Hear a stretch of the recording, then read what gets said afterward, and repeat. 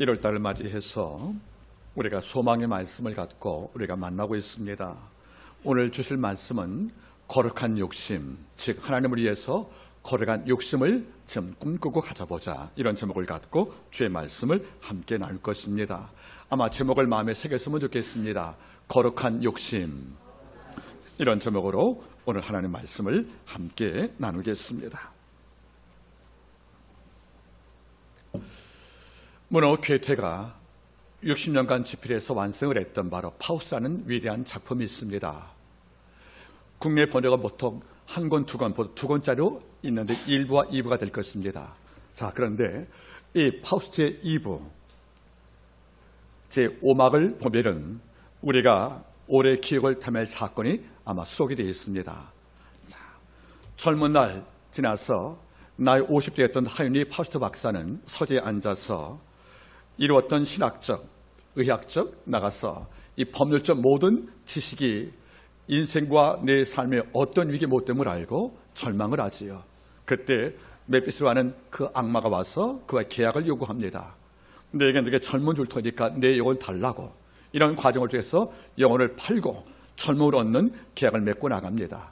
이후에 그는 엄청난 지혜를 얻어서 육적 쾌락도 누렸고 나중에 엄청난 권력을 누리기도 하고 신적 능력을 소유하게 됩니다.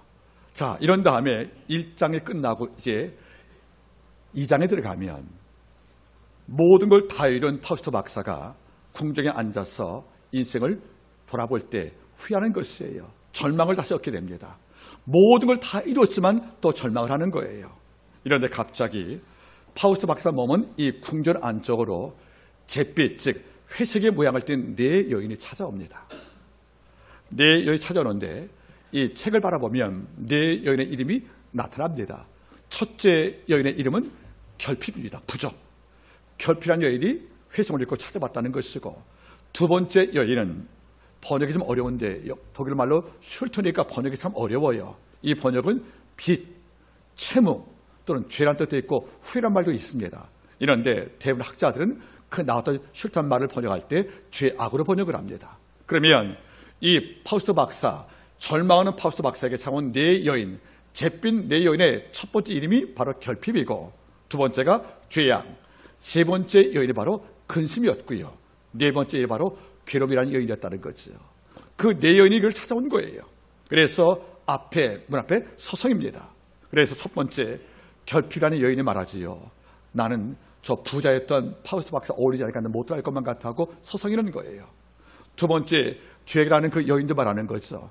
난 죄가 많기 때문에 혼자 못 들어가, 같이 갈까? 이 말할 경우에 파우스트가 신적 전능자인데 나 가면 죽지 않겠냐고 못 들어가는 거예요. 그 다음에 세 번째 근시한 여자가 가만히 있습니다. 네 번째 괴로운 여자가 하는 말이 뭐죠? 저렇게 모든 걸 지은 자가 괴로울 리가 있겠냐고, 나도 어울리지 않아 못 들어간다는 거예요.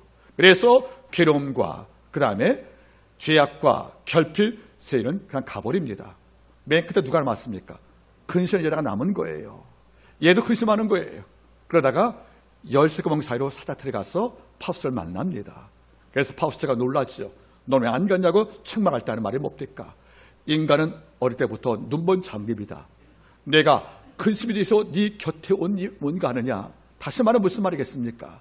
인생을 일평생 근심과 분리할 수 없다는 것이에요. 그래서 네가 네 힘으로 모든 걸 다 쫓아버려도 근심을 버릴 수 없다는 거예요. 근심만큼은 떨칠 수 없다는 거 아니겠습니까? 결국 그는 말하는 거죠. 인간은 눈먼 장님이 하고 너도 근심 가운데 장님 될 거라 외칠 순간에 파우스트가 장님이 돼버립니다. 이 오막에 등장하는 이 한밤중에 이 작품 속에 나오는 이 내용들을 보면은 이거를 괴테는 왜 이 끝에 담겼을까 하고 생각을 해봤어요. 이것은 우리한테 많은 교훈을 주고 있습니다. 자, 당시 파우스트 박사는 당대 석학이에요. 권력을 잡았어요. 왕도 그에게 눈치를 봅니다. 대간적 사업을 개간해서 모든 자에게 존중을 받았어요. 그리고 그는 못할 말은 모든 지식과 쾌락과 권력을 다 지닌 자입니다. 그래서 그는 산 곳이 바로 궁전이었다는 것이에요. 이런데 궁전 가운데 모든 걸 다 소유하고 있었어도 뭐를 쫓을 수가 없다는 거예요. 근심만큼은 쫓을 수가 없다는 거예요. 일평생 우리가 결핍도 이길 수가 있지요. 돈 벌면. 죄악도 무슨 말이겠습니까? 우리가 도덕적으로 훌륭하면 볼 수가 있다는 거예요. 괴로움도 무슨 말이겠습니까? 내가 평안받으면 이길 수 있다는 거지요. 이런데 근심만큼은 아무리 쫓아버려도 결국 내 곁에 와서 날 근심 가운데 장면 만들 역할 수밖에 없다는 것이 바로 괴테의 지론이 아니겠냐, 그런 말이에요. 가끔 느껴봅니다. 괴테를 찾아왔던 네 여인, 결핍, 죄악, 근심, 괴로움, 그 네 여인이 어찌 보면 우리가 매일 만나는 삶의 질과 아니겠냐는 거예요. 우리가 아침을 잠을 깼어요. 월세라든가 생활비가 부족해요. 이런 결핍 때문에, 또는 어떤 겁니까, 여러분들? 살다 보니까 내가 모든 이야기 인정받지는 못해요. 내가 상받지 못해요. 뭐가 있습니까? 결핍이 있다는 거예요. 우리가 이 땅을 살 때 결핍을 느끼고 삽니다. 또한 죄악, 내 마음은 안 그런데 내 몸과 마음이 다르는 거예요. 그래서 원치 않은 실수업을 통하여 남의 고통을 주기도 하고 하나님께 영광을 가렸단 말이에요. 이러니까 결핍도 근심, 죄악도 우리가 쉽게 떨지 못하고 매일 만나는 가치라는 거 아니겠습니까? 근심과 괴로움도 마찬가지예요. 여러분 잊지 마세요. 이 땅을 살 때 근심, 괴로움 누가 없겠습니까? 이건 내가 애써 쫓아도 늘 내 곁에 따라오는 또 하나의 영적 가치가 아니겠냐는 것이에요. 아마 게테는 말하는 거예요. 우리가 모든 걸 다 소유해도 결코 쫓을 수 없는 것이 네 가지가 있구나. 결핍과 죄악과 근심과 괴로움, 이런 것을 말하는 것이 아니겠습니까? 맞을 거예요, 여러분들. 어떤 시인이 말했어요. 아무리 감추고 싶어도 감출 수 없는 게 두 가지가 있다고요. 뭐 여러분들? 가난과 감기. 가난은 감출 수가 없는 거예요. 나도 모르게 여러분의 가난 흔적이 남아있다는 거 아니겠습니까? 이런 까닭에 놀란 것은 무슨 말이겠습니까? 괴테도 언급을 했지만은 주도 말씀한 거예요. 주가 왔던 그 당시에 이스라엘 백성의 인구가 차 100만이 안 되는데 이 가운데 기득권 1%가 모든 부를 지배했고 나머지 99가 가난 속에 빠져 있는 거예요. 22종류의 세금이 있었고요. 이거를 내기 위해서 이스라엘 백성은 농사 짓고 나서 100개 양식을 얻으면 집에 가할 게 셋밖에 안 됐다는 거예요.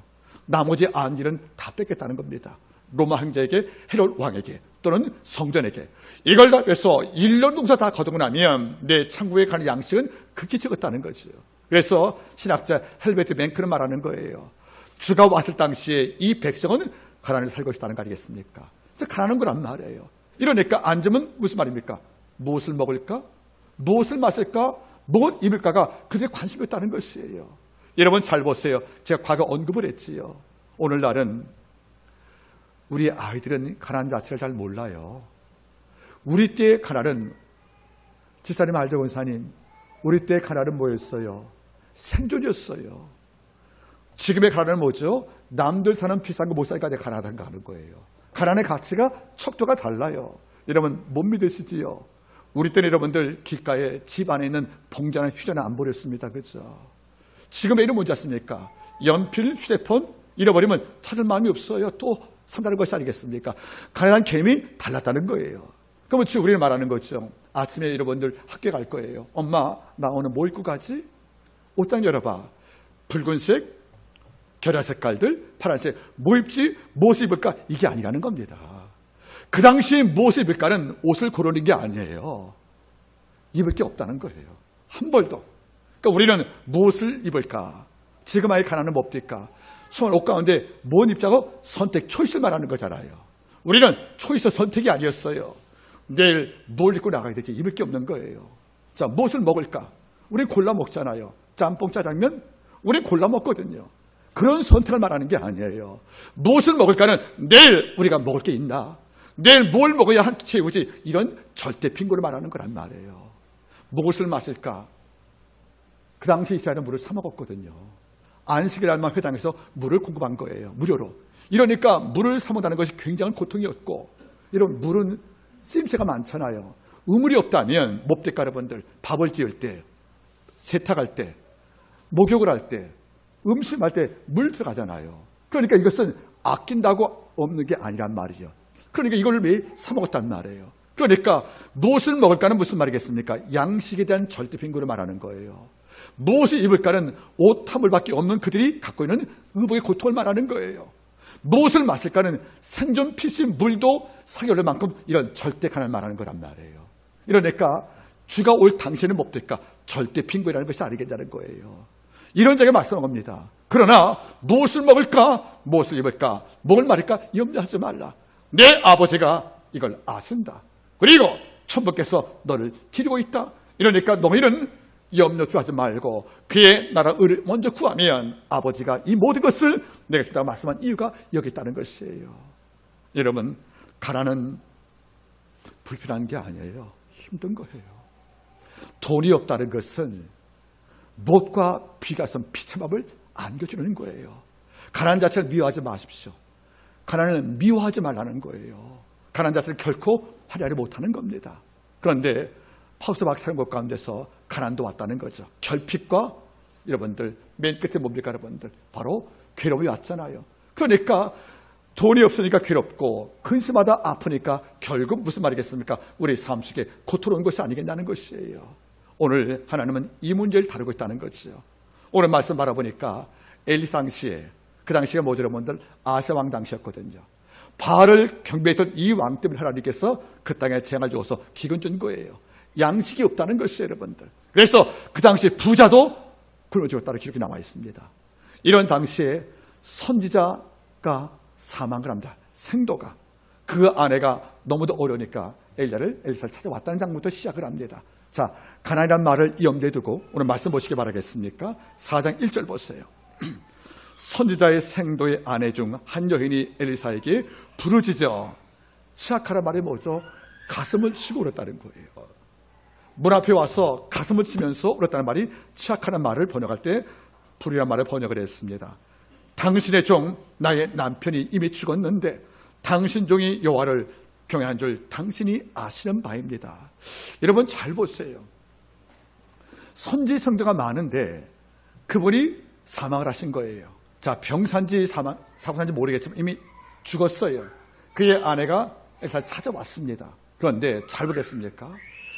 내 남편이 죽었습니다. 이런데 내 남편이 하나님을 정말 경외하는 거 당신이 알잖아 물어보지 않습니까? 여러분 한번 여쭤볼까요? 저도 이제 학교에서 강의를 오래 했잖아요. 25년 강의했으니까 졸업생 숫자가 셀 수가 없는 거예요. 이런데 가끔 졸업생활에 간다든지 학교에 특강을 하면 그들이 오거든요. 목사님 되셔가지고 와서 강의 마쳐 인사하는 거죠. 교수님 저 알지요? 그러면 제가 당황을 합니다. 사실 몰라요. 기억이 안 나는 거예요. 옛날 오래면 제자가 좀 있으면 뭐 근래에 졸업한 제자 아니고는 제가 이름을 기억을 못하고 얼굴은 희미하지만 사실 몰라요. 그런데 어떻게 말합니까? 제가 거짓말할 수 없잖아요, 여러분들. 아이고 기억이 안 나네 어쩐가 하고 넘어갈 때가 있거든요. 그러면 엘리사의 사역 당시에 선자 생도가 많았어, 신학생들이. 근데 여자가 하는 말이 뭐죠? 내 남편이 야훼 경한 거 당신도 알지 않느냐고. 아마 저 같으면 몰랐을 것 같아요.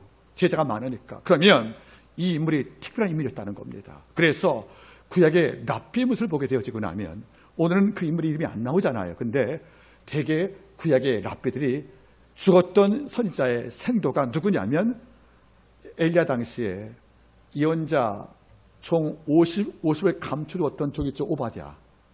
여러분 알지 않습니까? 오바댜 알지 않습니까? 아방 당시에 하나님을 기하는 예언자 죽을 경우에 50명씩 불에 감춰서 양 순삼이지 않습니까? 그 오바댜인 걸로 말하고 있다는 거예요. 근데 저는 이것이 공감이 갑니다. 왜냐하면 열왕기상 18장에서 오바댜에서 뭘 합니까? 저는 아베 국내 대신이 여호와를 크게 여겼단 말 나오잖아요. 이 말이 같은 나라가 쓰이거든요. 그리고 시를 볼 때 지금 엘리사니까 엘리야 당시보다 약 10년 후거든요. 그러면 이걸 읽겠다는 거죠. 구약의 랍비들은 지금 죽었던 그 선지자 생도가 과거에 이스라엘 종 여호와 종을 도와주었던 100명을 도와주고 굴에 떡과 물 주었던 바로 이 종이었는데 아합이 사망한 다음에 그가 궁궐을 나와서 엘리야 당시에 제자였던 엘리야 따라가서 지금 선지자 생도가 되었다고 그들은 말하고 있다는 거죠. 저는 의미가 있다고 봅니다. 그러면 그 인물이 오바다면 이 말 된 거예요. 엘리사여, 당신 승 엘리야 당시에 내 남편이 목숨을 담보로 삼아서 아합 왕이 죽이려 했던 이스라엘 예언자의 100명을 감춰서 수많은 세월 동안에 물과 떡을 주어서 목숨을 보존시켜서 이 땅을 지킨 이런 경고를 알고 있다면 당신도 알죠? 이 말이 성립이 되는 것입니다. 여러분 그럼 무슨 말이겠습니까? 이 인물을 오바다라 본다면 이 아내가 엘리사에게 내 남편이 야백하는 것 당신도 알지 않습니까? 말이 성립할 수밖에 없다는 거죠. 그러면 이게 다 풀리는 거예요. 근데 오늘 사건 바라보겠습니까? 너무 가난해서 채주, 즉 채권자에게 빚 갚지 못해서 지금 채주가 뭐 하는 것입니까? 내 두 아들을 데려가서 종 삼겠다는 거예요. 그러면 요 간극이 뭐죠? 남편 죽은 다음에 여자가 너무 가난해서 여러분들 돈을 꾼 거잖아요. 돈을 빌린 거 아니겠습니까?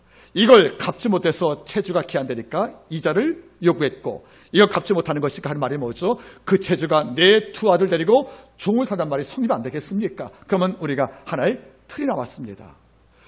이 인물을 우리가 누구인지 특정할 수 없겠지만 우리가 구약의 유대인의 사상에 의지한다면 그 사람은 엘리야 당시에 이스라엘의 종교에 도마를 시도했던 아합과 이세벨의 눈길을 피해서 은밀한 곳에 예언자 100명을 감춰두고 주야가이로 떡과 물 주어서 그를 지켜주었던 바로 오바다인데, 그때 드렸던 모든 돈들, 여러분 100명 예언자에게 하루에 2끼씩 몇 개가 줘보실래요? 집안의 가산이 어떻게 있습니까? 탕진됩니다. 그러면 이게 사실이라면 100명의 예언자에게 떡과 물 주면서 오래 살 동안에 정말 3년 동안 이상의 그 떡과 물 주었던 모든 비용을 계산한다면 엄청난 거 아니겠냐는 거예요. 그리고 그가 죽었으니 남은 게 있겠습니까? 결국 여자는 뭡니까? 부자였던 국내신 오바다 죽은 이후에 가난을 물려받았고 그 생존이 어려워서 빚을 내다 보니까 결국 갚지 못했고 채무 변증이 안 됐기 때문에 그는 어떤 것입니까? 지금 내 두 아들 종으로 팔려갈 위기에 왔다는 것을 말하는 거예요. 그러면 잘 보겠습니까? 만약에 그 당시 가난한 자가 한둘이 아니겠습니까? 그러면 빚을 갚지 못해서 자식이 팔려간다고 다 찾아받겠냐는 거예요. 그럴 수 없다는 거죠. 그러니까 이혼이 찾아왔다는 거죠. 왜 그래요? 그는 다른 경우를 하는 거죠. 다른 분들이야 일반적 가난 때문에 할지 모르겠지만 내 남편은 당신 스승을 도와주었던 예언자 100명을 돕기 위해서 우리의 가산 다 투자해서 3년간 먹여주었던 이런 이유로 내가 가난 물려받았고 아들 팔려가니까 나는 당신의 도움을 청할 권리가 있다는 겁니다. 여러분 납득까지요. 다른 모든 정도 가난해서 빚낼 수 있습니다. 근데 그런 종은 찾아온 적이 없다는 거죠. 걔 문제니까. 이 여종은 달랐다는 거죠. 내 남편이 바로 오바다면 내 남편이 가산을 남기지 못하고 죽은 이유는 바로 당신 스승, 이 민족의 영적 전통을 지키기 위해서 내 남편이 온 가산 다 털어서 100명 예언자에게 떡물 주었던 그 이유로 인하여 우리의 가산이 안 남았으니까 지금 빚져서 팔려간 자식을 구하기 위해서 내가 당신께 복을 구하는 것은 마땅하다는 말이 성경에 되는 거 아니겠습니까? 여러분 우리 아십니까? 이 당시에 가난했다는 거죠.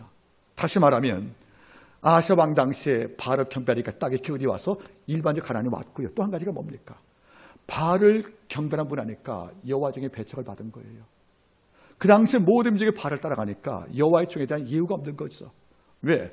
그 나라 궁정부터 바알을 경배하는데 여호와의 종이 등장할 경우에 그 종을 기뻐할 리가 없잖아요. 그러니까 이 민족이 남쪽같이 여러 기뻐하는 종이었다고 치면 여호와의 종 선지자에게 온갖 섬김을 다 할 거란 말이에요. 그렇죠? 오늘 오후에 소개하겠지만은 그러면 옷과 떡과 후원금을 할 텐데 지금 북쪽이 바알 종교에 세습이 돼 있으니까 여호와 종교를 외치고 사는 것은 반정복 행동밖에 안 되잖아요. 이러니까 왕의 눈치를 보거든요. 그러면 여호와 종한테 여호와 선지성경한테 혼할 수 있겠습니까? 안 하지요. 당장 정백에 밑보이는 것인데. 이런 우리가 알잖아요.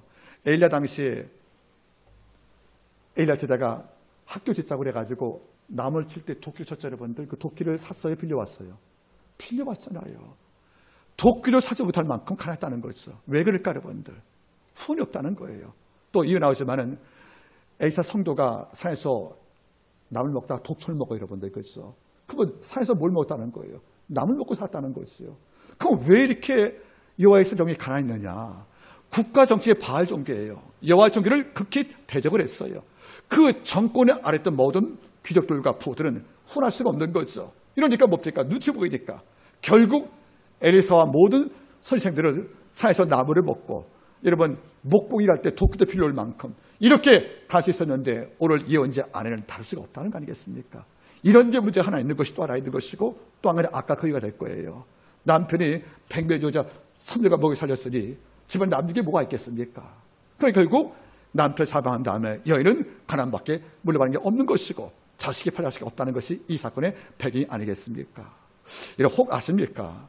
1995년에 김영삼 정부에서 김후웅이라는 여인에게 건국훈장 애족장을 수여했어요. 여러분, 김후웅 여사 아십니까, 여러분들? 그분의 아버지가 누굽니까? 김용한 씨입니다. 여러분들 혹시 알아요, 여러분들? 옛말에 혹시 안지사님 아실까? 그 파라코라는 말 알아요? 파라코? 파라코. 송식 집사님, 파라코란 말이 혹시 법정에서 다룹니까? 안 다룰까요? 여러분, 파는 뭐죠? 무엇을 깬다. 낙은 뭐죠? 부순다. 호는 집이잖아요. 그러면 집을 깨고 부순다 그러죠. 그 집안에서 파라코란 말이 뭐죠? 논팽이, 노름 좋아하는 남복군을 말하는 거예요. 그래서 뭐 시골에서 말하죠. 저놈은 파라코야. 지집 말아먹고 부수고 깨버릴 놈이라고, 못난 자식이라고. 이게 바로 파라코거든요. 그런데 김후웅 여사의 아버지가 파라코로 불렸던 바로 김용한 우리 열사 있습니다. 친일파들이 이 땅을 지배했잖아요. 친일 청산은 필요합니다, 여러분들. 그런데 나라 빼앗긴 우리 민족들이 만지에서 독립운동을 하는 거예요. 아무리 여러분들 국민당의 그 손미라든가 그 정부가 도와줬지만은 무기를 만들고 싸우려면 많은 군자가 필요했다는 거 아니겠습니까? 이게 없는 거예요. 그래서 여러분들 오름 나갈 경우에 안동김 씨였던 바로 이 김용한 씨는 그의 13제 선도자가 누구냐면 여러분들 김성길이라는 그 위대한 사람이었어요.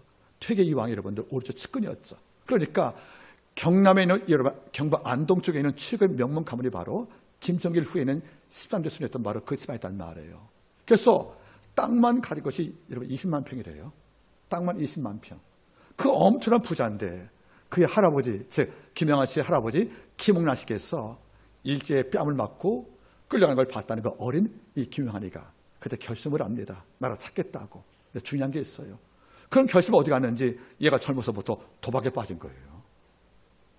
새벽까지 도박을 하는 거예요. 여러분, 도박에서 딸 확률이 많아요? 잃을 확률이 많아요? 도박을 좋아했던 우리 창훈아? 어때요? 따는 게 많아, 잃은 게 많죠. 그러니까 뭡니까, 여러분? 자기 딸 시집 갔던 산사도 팔아서 도박을 하고. 그러니까 집에서 난리가 난 거예요. 땅 파니까 또 도박하고. 그러니까 문중이 판 땅 사와서 또 치르면서 또 도박해서 또 땅을 팔아버리고.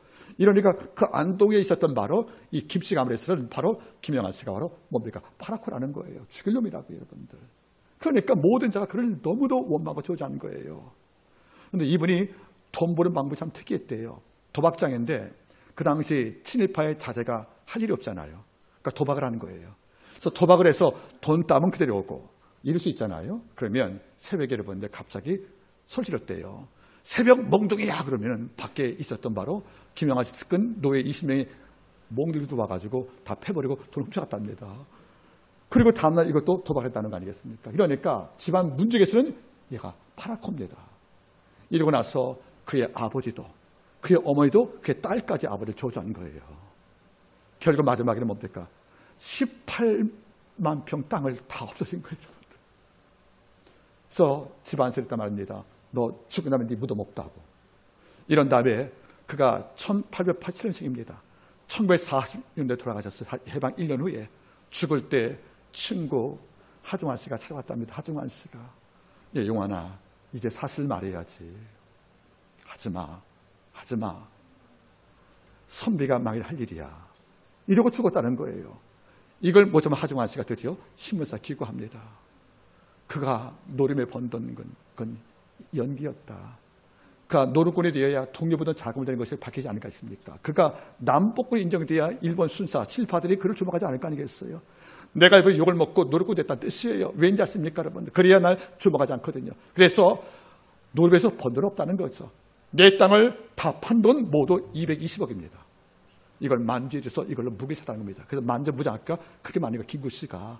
그럼 죽을 때까지 뭡니까?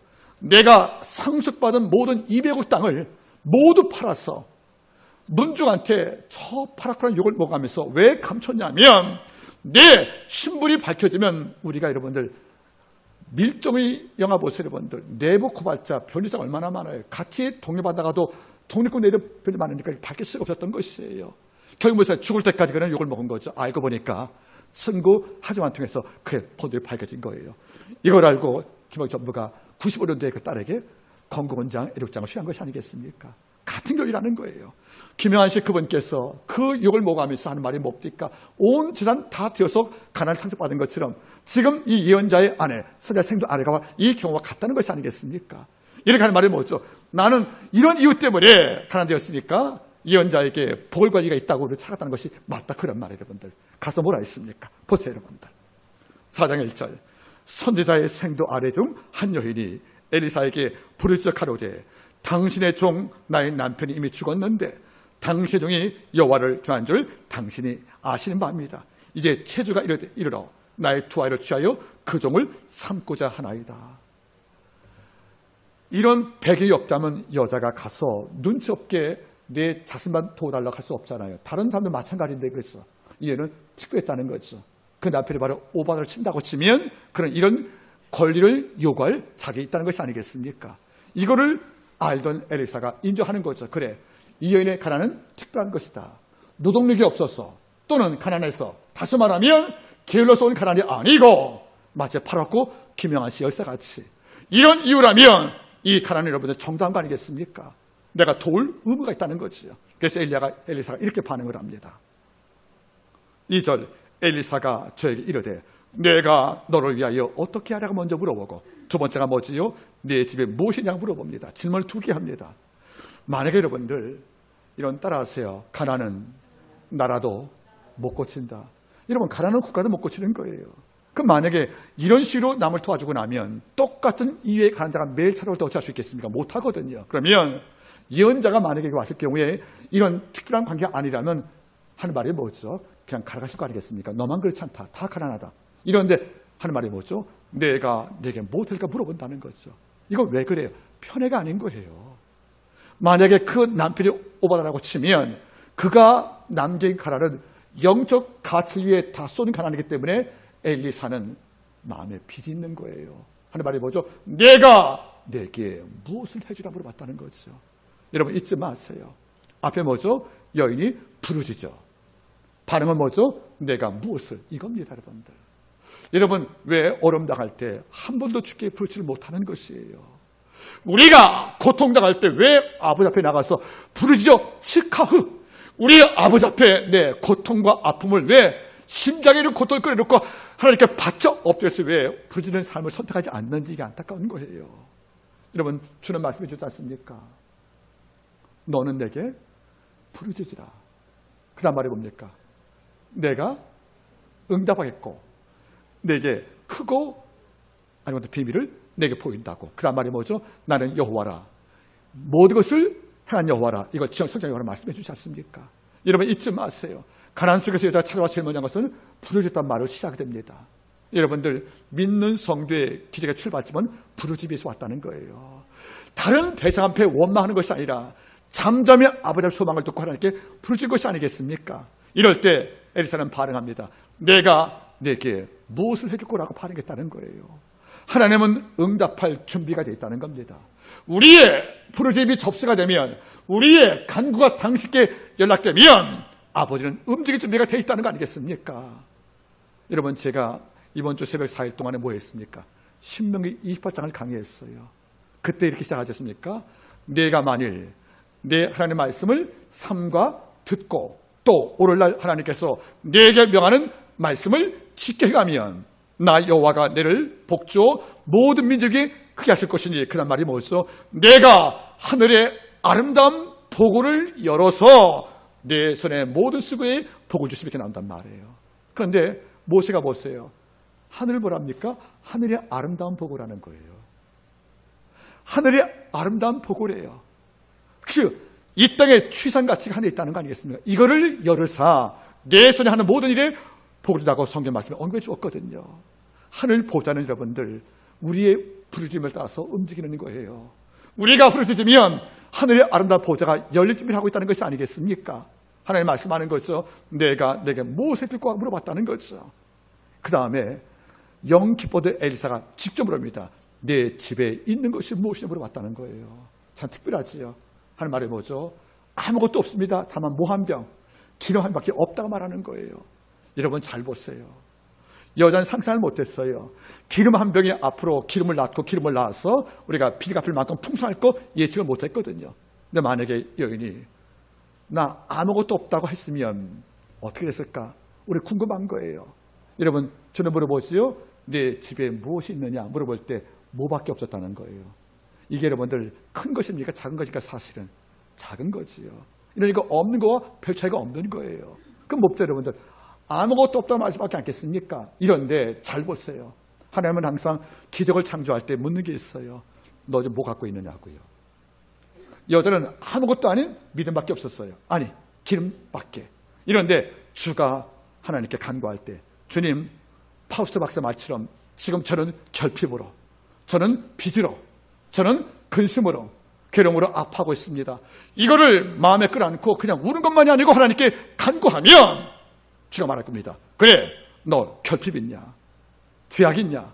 근심 있냐? 괴로움 있냐? 알고 있다. 그런데 너 이거 말고 또 가진 게 뭐 있느냐? 예, 기름병마 같이 작지만 저 말씀의 약속을 갖고 있어요. 그래서 말하는 믿음을 갖고 있어요. 비록 기적과 내가 진 빚을 갚기에는 기름 한 병은 아무런 의미가 없잖아요. 이런 기름 한 병과 거대한 빚과 비교할 때 이게 비교되겠습니까? 이건 하찮은 거 아니겠냐는 거예요. 그런데 아버지가 내게 있는 것, 작은 것을 갖고 아버지가 역생을 볼 때 뭘 느끼는 것이에요? 주님, 저는 아무것도 없어요. 그런데 하나 있어요. 저는 당신 사람 마음 하나, 내가 당신께 받은 약속 말씀 하나, 그리고 내가 다른 모르겠지만은 짬 흘려서 당신께 엎드리는 한상 기도, 이것이 남들 볼 때는 빛과 비교할 때 아무런 의미도 안 되는 작은 기름병같이 못난 거지만 주님은 여기에 주목하다는 거예요. 우리의 한 줌 기도가, 우리의 한 줌 말씀이, 우리의 한 줌 소망이 비록 남들 볼 때는 내가 다 문제와 피가 될 만한 작은 걸지 모르겠지만 아버지가 이걸 통하여 당신의 거대한 기적을 창조한다 그런 말이에요. 여러분, 뭐 갖고 있어요? 여러분, 지금 내 집에 무엇이 있느냐? 근심밖에 없는데요. 무엇이 있느냐? 원밖에 없는데요. 무엇이 있냐? 철밖에 없는데. 이러지 말라는 거예요. 없는 게 많이 있지만 우리 집 하나가 있습니다. 우리 1년 52주간 나 주일 한 번도 안 범했습니다. 하나님, 내가 다른 거 몰라도 내가 주 사랑할 때 기도와 찬송 말씀만큼은 내가 아끼는데 이것이 내가 현재 닥친 문제를 해결할 방법은 아니겠지만 주님, 이거 내가 갖고 있다고 치면 주가 말씀한 것입니다. 내가 이걸로 기적을 베풀어 주마. 우리가 뭔가 갖고 있는 게 있어야 되는 거예요, 여러분들. 그런데 우리는 아무것도 없이 하는 거예요. 우리가, 저는 지금도 느껴보는 거예요. 여인도 아마 이거 기대 안 한 거죠. 자식이 둘 팔갈주만큼 진 빚이라면 이것은 빚의 양이 작은 게 아닐 거예요. 그죠? 적지 않을 겁니다. 그래서. 그런데 내가 가는 소유물은 뭐죠? 기름 한 병이에요. 그러면 우리는 상상할 겁니다. 이거 팔아서 갚으라고요? 말이 안 되는 거 아니겠습니까? 그러면 이게 등치가 안 되는 거예요, 여러분들. 상치가 됩니다. 내가 줬던 거대한 빚과 내가 갖고 있던 기름 한 병은 여러분들 어떤 기적의 이유가 될 수가 없다는 거예요. 이런데 여인은 말하죠. 이건 있다고 이야기한 거예요. 없다고 봐도 무방할 이런 작은 것이 있다고 말하는 거예요. 이러니까 엘리사는 기뻤다는 겁니다. 여러분들 지금도 물어볼 겁니다. 하나님께 얼음을 다 호소하세요. 그 주가 말씀할 겁니다. 그래, 너 그래도 뭘 갖고 있느냐? 아무리 어려워도 주님, 제 심장만큼은 예수 이름 들 때마다 설렙니다. 이 하나 있을 때 이걸로 아버지 당신 기적을 창조할 이유 안 되겠습니까? 물어보세요, 여러분들. 주님, 내가 아무리 어려워도, 내가 무릎과 고통을 당해도 내 하나님의 말씀을 꾸준히 읽고 눈이 아프고 목이 아파도 내가 당신을 기뻐한 찬미와 모든 말씀 경청만큼은 제가 집중을 다하고 있는데 이거 하나 갖고 아버지요, 내 삶의 산적된 모든 문제 처리할 기적의 이유가 안 되겠습니까? 물어보시란 말이에요. 저는 그렇습니다.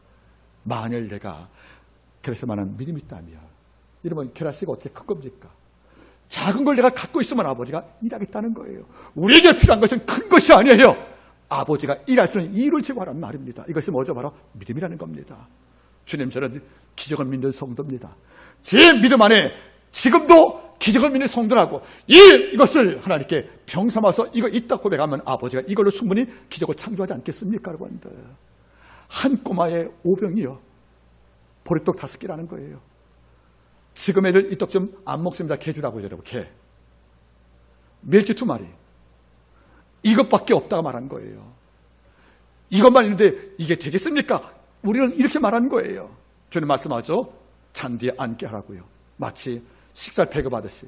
그리고 뛸 때 5,000명이 다 먹고 12광주리가 남더라. 여러분, 내게 무엇이 있느냐? 저 500개밖에 없습니다. 남들 보더니 식사도 안 되는 한 꼬마의 도시락인데 이래도 아버지가 하는 말이 뭡니까? 이걸 끄라고 나오는 거예요. 여호와여, 제가 당신을 사랑하는 마음 이 한 가지만 갖고 당신께 기적을 받을 생각이 안 되겠습니까? 하고 이걸로 하나님께 나오란 말이에요, 여러분들. 이러니까 엘리사가 지켜본 거예요. 그래서 답을 제시합니다. 놀라운 사건이에요. 2절, 엘리사가 저에게 이르되 내가 너를 위하여 어떻게 하랴? 내 집 무엇이 있는지 내게 구하라. 저 가로되 계집종의 집에 한 병 기름 외에는 아무것도 없습니다. 가로되 너를 밖에 나가서 모든 이웃에게 그릇을 빌려라. 빈 그릇을 빌 때 조금 빌리지 말고. 여러분 잘 보세요. 집에 있는 그릇 다 동원하래요. 다 동원하가서 여러분들 여기서 부자원 마을까지 다 동네 그릇 다 모으라는 거예요. 그러니까 집안에 그릇 몇 개 있었겠죠, 여러분들. 이것도 준비하고 아름답게 나가서 동네 그릇 다 빌려오라는 거예요. 여러분, 동네 그릇 다 빌려왔습니다, 여러분들. 그러면 여러분 잘 보겠습니까? 여기서 문제가 있다. 기름 한 병과 빈 그릇과 빚은 여러분들께 관계가 됩니까? 안 됩니까? 사실은 안 되는 거예요. 그런데 우리 같으면 저 산에 가서 나무를 캐봐라. 거기에 황금이 있다. 이러면 좋겠어요. 그죠, 여러분들? 아니면 떡을 만들듯이 하나님께서 양식을 주면 좋겠어요, 여러분들. 그런데 우리가 이해할 만한 보이는 답이 아닌 보이지 않는 답을 주는 거예요. 너 나가서 그릇 빌려. 그래서 왜 빌려, 여러분들? 그릇 빌려서 팔아보란 말이 아니잖아요. 그러면 그릇 빌린 거하고 기름병과 아이팔레가 빚거나 아무런 관계가 없는 거 답이 되는 것이 아니란 말이에요. 어떤 뼈면 이것은 대치가 되는 것이 상치되는 것이 여러분들 등치가 안 되는 거예요. 그럼 여러분들 혹 여쭤봅시다. 그릇 빌려오라고요? 왜요? 이게 없다는 겁니다. 왜가 없다는 거예요. 빌렸대, 여러분들. 그러면 그릇과 빚 갚는 것과 기름은 아무 상관이 없는데 그릇 빌려란 말을 듣고 나서 누가 움직일 수 있겠냐는 거예요. 그런데 빌려왔다는 거 아니겠습니까? 빌려서 쌓아두었다는 거예요. 그 말에 보자, 여러분들. 이렇게 명령을 합니다. 4절, 너는 내 두 아들과 함께 들어가서 문을 닫고 그 모든 그릇에 기름 부어서 차원대로 옮겨오라. 여인이 물러가서 그 두 아들과 함께 문을 닫은 후에 저희는 그릇을 그에게 가져오고 그에 부었더니 그릇에 다 찬지라.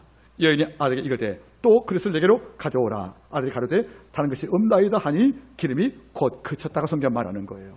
여기서 말하는 거죠. 그릇 빌리되 조금만 빌리지 말라는 거죠. 바꿔 말하면 힘 단다까지 다 빌려라는 겁니다, 여러분들. 아까 말했잖아요. 그 무겁게 왜 다 빌려옵니까, 여러분들? 그런데 빌려온 것만큼 채우겠다는 거 아니겠습니까? 이걸 몰랐다는 거예요. 몰랐기 때문에 우리는 어쩌면 빌려긴 빌려오되 한 5개만? 10개만? 이럴 수 있다는 거예요. 만약에 엘리사가 네가 빌려온 그릇만큼 채워줄게 하면 많이 빌려왔겠죠, 여러분들. 이런 말이 없잖아요. 그냥 빌려오라는 것이에요. 그러면 비입장에서는 그릇이 무겁잖아요, 여러분들. 또 깨지면 여러분들 배상할 수밖에 없잖아요. 그러면 그 약속을 믿지 않았다고 치면 몇 개 빌려 끝났다는 거지요. 그러면 기름을 채울 때 몇 개밖에 안 채워지는 거예요. 할 말이 뭐죠? 조금만 빌리지 말고. 그러면 크게 바꿔 말할 때 어떻게 빌리라는 겁니까? 가능한 한 많이 빌려라는 거예요. 따라하세요. 거룩한 욕심을 부려라. 우리가 주께 복을 구할 때 미안한 말 갖지 마세요. 주님, 내게 복을 준 만큼 이 복을 내가 저렇게 살 것이라고요. 거룩한 욕심 물어보란 말이에요. 남들보다 더 많이 기도하고, 남들보다 더 많이 사랑받고, 남들보다 더 많이 존경을 받고, 이 모든 것에서 조금만 빌지 말고 많이 빌란 말이 무슨 말이겠습니까? 신령한 목젖에서 우리가 구하는 지라든가 물질 권세는 여러분들 아까울 게 없다는 거 아니겠습니까? 만약 여인이 그 안 빌려왔으면 길비로 끝난 거예요. 하나 빌려왔으면 하나 채운 거예요. 이걸 빚 갚을 수 있겠습니까? 안 되거든요. 그런데 한 말이 뭐죠? 조금만 빌리지 말고. 우리 이러지 말란 말이에요. 내가 정말 주 앞에 복을 받고 싶으면 조금만 기도하지 말고, 그리고 조금만 감사하지 말고, 그리고 조금만 땀 흘리지 말고, 그리고 조금만 헌신하지 말고. 아버지가 거룩한 욕심 부리라는 거예요. 알고 봤더니 빌린 것만큼 복이 되었네요. 따라하세요. 빌린 것만큼 복이 되었더라. 나중에 한 거예요. 이 답을 미리 주었으면 모두가 다 빌려왔겠죠. 아버지가 정말 주님 비밀은 감춰주거든요. 우리 믿음 보시려고, 여러분들. 이 한번 이 장을 바라보세요. 가나 혼인 자체 무엇이 없다고요? 포도주가. 근데 저는 뭘 채우라고요? 물을. 그러면 하인이 했을 거예요. 지금 당장 평에 술에 물을 채우라고 그래요. 아유, 참 기분 나빠. 바빠 죽겠는데 그 결혼 잔치니까 할 일 많은데 반 채웠으면 결과는 뭐죠? 포도주가 반밖에. 어디까지 채웠다는 겁니까? 아구까지. 여러분, 뭘 하려면 최선 다하자는 거예요. 우리가 약속을 믿었으면 대충 하지 말자는 것이에요.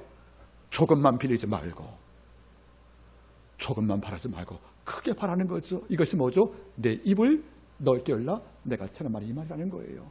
그래서 다 빌려왔대요. 할 말이 뭐죠? 그 기름병 갖고 오고 부라는 거죠. 벗어요. 찾는데 내 병은 그대로 있네요. 이거 하다 보니까 수많은 그릇에 기름이 차버린 거예요, 여러분들. 그래서 어머니가 놀란 거죠. 야, 이거 봐라. 이거 화수분이래. 금나무래. 얘야, 그릇도 없냐? 그러니까 엄마 없는데요 할 때 기름이 곧 그친지라. 그래요. 내 소망 그친 순간에 기도가 멈추는 거예요. 따라서요. 기름이 곧 그친지라. 그릇이 없으면 기름도 없다는 거잖아요, 여러분들. 우리의 믿음이 없다면 기적도 없는 거예요. 우리의 소망이 끝난 장소에서 여러분들 희망은 없다는 거 아니겠습니까, 여러분들? 이런 기름 끝이 가면 안 되잖아요. 그릇 토마스 얼마나 좋았을까, 여러분들. 그러면 그릇만 있으면 된다고 에사 욕을 했겠습니까? 욕심이라고? 그거 아니거든요, 여러분들. 그런 끝까지 준비한 거죠. 저는 그래요. 조금만 빌리지 말라 하고 이 단어, 기름이 곧 그쳤다. 즉, 그릇이 멈출 때 기름도 멈춘 것이 아니겠습니까?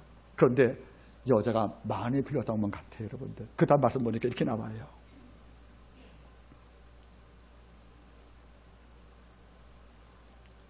7절. 그 여인이 하나님의 사람에게 나아가서 고한대 저와 가로되 너는 가서 기름을 팔아 빚을 갚고 남은 것으로 너와 두 아들의 생활비를 하라 이렇게 말씀해줬다는 거예요.